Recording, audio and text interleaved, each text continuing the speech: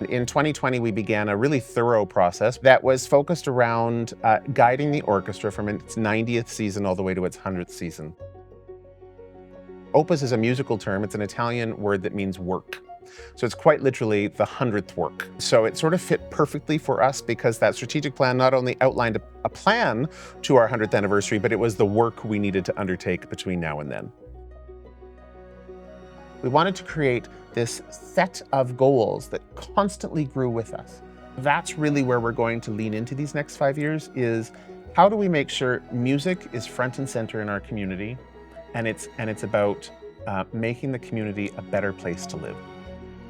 Part of that Opus 100 plan was investing in the music and the musical community, and ourselves was exploring what it actually meant to be an orchestra. And what it really and truly means is that we need to inspire other people through music. We started talking about what we actually mean to the community and what the mission needs to be. And so we changed our mission to be the Saskatoon Symphony Orchestra shares the joy, hope, and community of making music. That really came down to the pandemic. You know, when things shut down, we decided we were going to live stream everything. We wanted to keep our musicians playing.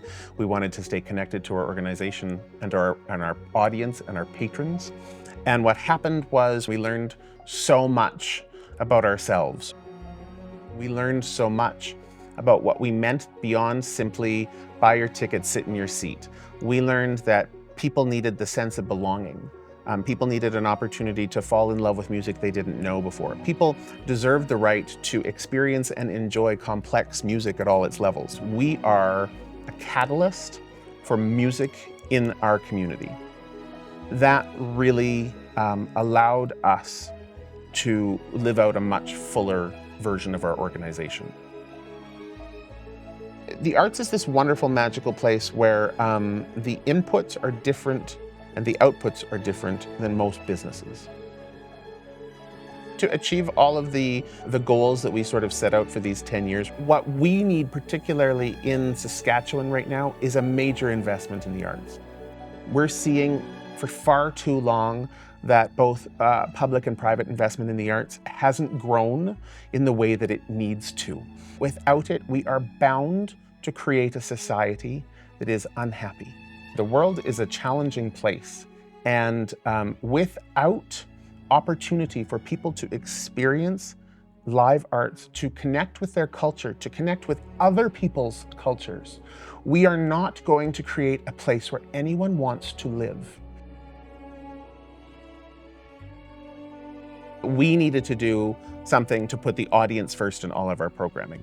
The change in approaching our audience with different music and attracting people in different ways came when we stopped thinking about our concerts as purely the musical experiences we had before. When you start to give people a sense of what they're going to feel, the outcome they're going to have, that starts to be able to be the bedrock of programming. We're trying to make sure that each of those shows explores musical moments that have something to do with what an audience might enjoy. We were able to tell people a story and focus on how they were going to feel, and that brings people out.